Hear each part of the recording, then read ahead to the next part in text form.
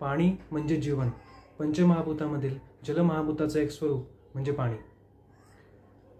हेच पाणी जर योग्य पद्धतीने पिलं तर एक औषध म्हणून काम करतं, आणि हेच पाणी जर अयोग्य मात्रेमध्ये, अयोग्य वेळी, अयोग्य पद्धतीने पिलं तर ते अनेक गंभीर आजार देखील उत्पन्न करतं.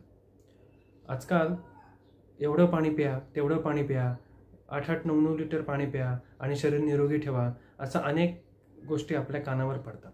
पण यात काही तथ्य आहे का? आज आपण या पाण्याबद्दल थोडक्यात चर्चा करूयात. पाणी कधी प्यायला हवं, पाणी कसं प्यायला हवं आणि पाणी किती प्यायला हवं. बरं, जास्त मात्रेत पाणी पिल्याने आपल्या शरीरावर काय परिणाम होतील या संदर्भात आज आपण थोडक्यात चर्चा करूयात. नमस्कार, मी वैद्य अतुल घुगरे. पाणी कधी प्यायला हवं हा एक प्रश्न सर्वांच्या मनात उत्पन्न होतो. तर याचं फार सोपं उत्तर आहे, जेव्हा तहान लागेल तेव्हा पाणी प्यायला हवं. एखाद्या विशिष्ट वेळेवर एखादं विशिष्ट घड्याळ लावून कोणीतरी सांगितलंय म्हणून पाणी पिणं यात काही तथ्य नाही.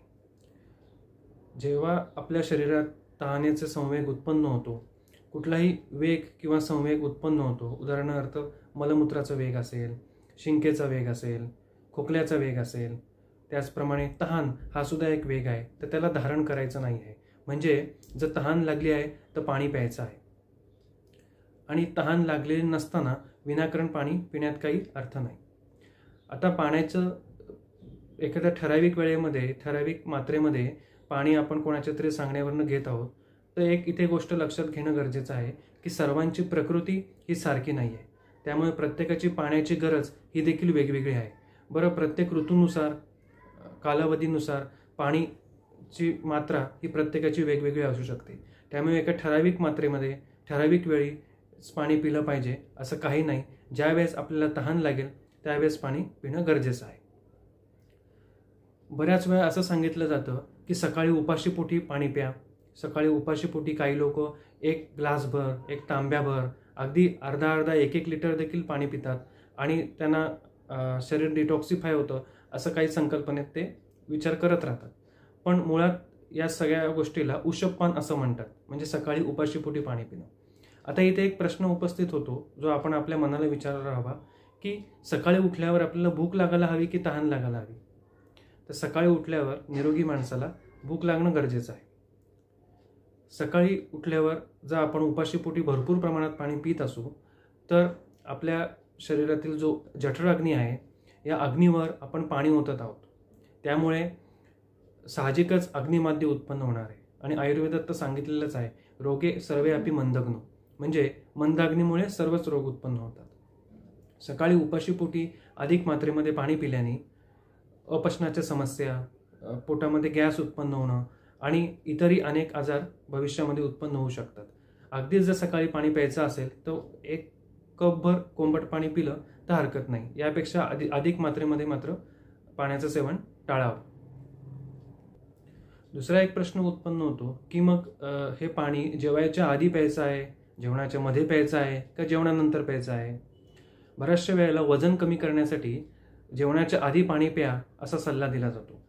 त्याचं एक लॉजिक असं की जेवायच्या आधी पाणी पिल्याने भूक मंदावते, पाण्याने पोट भरतं आणि अन्न आपसुकच पोटात कमी जातं. पण इथे एक गोष्ट लक्षात घेतली पाहिजे की भुकेची संवेदना, भूक लागल्यावर जर आपण त्याच्यावर पाणी ओतत आहोत, त्या जठराग्नीवर पाणी ओतत आहे, तर तो जठराग्नी मंद होणार आहे, जठराग्नी विझणार आहे एक प्रकारे. म्हणजे भुकेची संवेदना कमी होणार आहे. पण ह्याचा आणि वजनाचा संबंध आहे का? तर नाही. वजनाचा संबंध हा आपल्या चयापचय क्रियेशी असतो, आपल्या शरीरातील मेटाबॉलिक रेट किती आहे या संदर्भात असतो.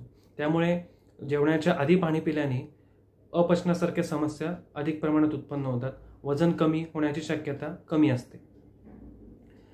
जेवणाच्या मध्ये थोडं पाणी पित राहिलं, जर आहार कोरडा असेल, वृक्षाहार आपण जर घेत असू तर जेवणाच्या मध्ये थोडं पाणी पिलं तर चालू शकतं.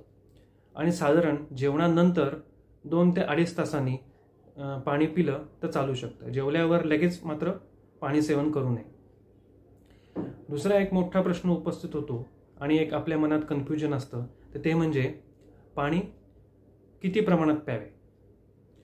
तर हल्ली बऱ्याच वेळा आपल्या कानावर पडतं की 8-8, 9-9 लिटर पाणी प्या आणि शरीर निरोगी ठेवा. हे खरं आहे का?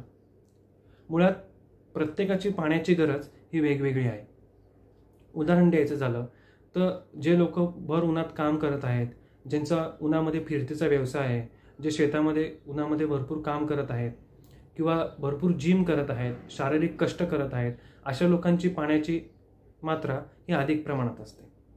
पण जे बैठी जीवनशैली आहे, जे बंद खोलीमध्ये AC मध्ये बसत आहेत, शारीरिक हालचाल जास्त होत नाहीये, अशा लोकांनी जर 8-8, 9-9 लिटर पाणी पिलं तर त्यांना त्याचं पचन होईल का? हा प्रश्न एक साधा उपस्थित होतो.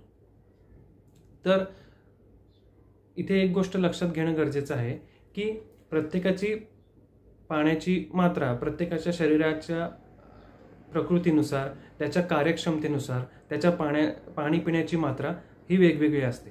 तसेच ऋतूनुसार देखील याच्यामध्ये फरक पडतो. उदाहरणार्थ हिवाळ्यात आणि पावसाळ्यात पाण्याची मात्रा शरीरामध्ये कमी आवश्यक असते, तेच उन्हाळ्याच्या दिवसांमध्ये मात्र शरीरामध्ये पाणी अधिक प्रमाणात लागतं. त्यामुळे आपल्याला पाण्याची किती गरज आहे यानुसार आपण पाण्याचं सेवन करायचं आहे. उगाच 8-8, 9-9 लिटर पाणी पिऊन ह्याच्यानी उपयोग तर होणं दूरच आहे, पण याचा साईड इफेक्ट किंवा दुरुपयोग मात्र नक्कीच होईल. मग अनेकांच्या मनात प्रश्न उपस्थित होईल की अधिक प्रमाणात पाणी पिल्याने काय होणार आहे? काही तोटा तर होणार नाही आहे ना, झाला तर फायदाच होईल. तर असं नाही आहे. शरीरामध्ये अधिक प्रमाणात गरजेपेक्षा जास्त प्रमाणात पाणी पिल्याने शरीराला अनेक आजार उत्पन्न होऊ शकतात. जसं की शरीरामध्ये कुठेतरी सूज अधिक प्रमाणात उत्पन्न होणं, काही त्वचेचे विकार उत्पन्न होणं, उच्च रक्तदाब असलेल्या रुग्णांमध्ये उच्च रक्तदाब म्हणजे ब्लड प्रेशर अधिक प्रमाणात वाढणं, वजनामध्ये देखील या पाण्याचा खूप मोठा सहभाग होतो, कारण शरीरातील बहुतांश भाग हा पाण्याचाच आहे. त्यामुळे वजन वाढणं ही देखील एक समस्या उत्पन्न होते. तसेच अग्निमाद्य, गॅसेस, अपचन अशा अनेक समस्या अधिक प्रमाणात पाणी पिल्याने उत्पन्न होऊ शकतात. काही लोकांचा अजून एक प्रश्न असतो, तो म्हणजे पाणी कसं प्यावं, म्हणजे उष्ण प्यावं, गरम पाणी प्यावं, कोमट पाणी प्यावं का थंड पाणी प्यावं. तर ह्याच्यामध्ये देखील ऋतूनुसार याचे तापमान हे वेगवेगळं असू शकतं. म्हणजे जर हिवाळ्याचे दिवस आहेत किंवा पावसाळ्याचे दिवस आहेत, यामध्ये थोडं उकळून थंड केलेलं पाणी जर आपण आहारात घेतलं तर ते पचायला देखील हलकं असतं आणि त्या कोंबटपणामुळे किंवा त्या उष्णपणामुळे आपल्या शरीराला जरा तरतरी देखील येते. तर पाणीही पचायला वेळ लागतो का? तर हो, पाणी देखील पचायला वेळ लागतो. उकळून जे गरम पाणी असतं, उकळलेलं पाणी असतं, जे तापमानाला गरम असतं, ते पचायला साधारण 1.5 तास लागतो. उकळून थंड केलेलं पाणी पचायला साधारण 3 तास लागतात आणि त्याहून जे थंड पाणी आहे ते पचायला त्याहून अधिक कालावधी लागत असतो. उन्हाळ्याच्या ऋतूंमध्ये म्हणजे एप्रिल-मे महिन्यामध्ये बऱ्याचशा वेळेला थंड पाणी प्यायची इच्छा होते. तर थंड पाणी जरूर प्यावं, पण ते माठातलं असावं. फ्रीजमधले ठेवलेलं थंड पाणी उन्हाळ्यात काय इतर कुठल्याही ऋतूत वापरू नये, कारण हे पाणी चवीला किंवा तापमानाला जरी थंड लागत असलं तरी ते शरीरामध्ये इतर अनेक बदल घडवत आहे. त्यामुळे शक्यतो उन्हाळ्याच्या ऋतूंमध्ये थंड पाणी, गार पाणी प्यायचं असेल तर ते माठातलं प्यावं, फ्रीजमधील पाण्याचा वापर करू नये. अजून एक प्रश्न उपस्थित होतो, अनेकांच्या मनात शंका येते, मग पाणी कसे बरे प्यावे? तर भांड्याला किंवा तांब्याला तोंड लावून बिनधास्तपणे पाणी प्यावं. का बरं असं तोंड लावून पाणी का प्यायचं आहे? तर याचं कारण असं आहे की जेव्हा त्या पाण्याचा आपल्या ओठाशी, जिभेशी, गालाशी संपर्क येतो, त्यात आपल्या तोंडातले लालस्राव त्या पाण्यामध्ये मिसळतात आणि हे लालस्राव मिसळलेलं पाणी पचायला हलकं असतं. दुसरी गोष्ट म्हणजे तोंड लावून पाणी पिल्याने एक आत्मिक आणि मानसिक समाधान देखील लाभतं. त्यामुळे पाणी कसं प्यावं? तर पाणी तोंड लावून बिनधास्तपणे प्यावं. एकंदरीत काय की शरीराला जेवढी गरज आहे तेवढंच पाणी प्यायचं आहे. एक कोणीतरी काही सांगितलंय म्हणून 8-8, 10-10 लिटर पाणी पिल्याने शरीराचा फायदा तर होणार नाही, नुकसान मात्र नक्की होईल. आपली शरीराची गरज किती आहे त्यानुसार पाणी प्यायचं आहे. ऋतूनुसार, आपल्या शारीरिक क्षमतेनुसार आपल्याला ते पाणी किती प्रमाणात पचत आहे यानुसार पाणी जर पिलं, तहान लागेल तेव्हाच जर पाणी पिलं तर हे पाणी औषधाप्रमाणे काम करतं. ते अन्न पचवायला पण मदत करतं, शरीराला तरतरी पण देतं आणि इतरही अनेक फायदे शरीराला करून देत असतं. पण तेच जर अयोग्य पद्धतीने पिलं तर हे पाणी एखाद्या व्याधीप्रमाणे एखाद्या आजाराचं निमंत्रण करून अनेक आजारांना निमित्त मात्र ठरतं.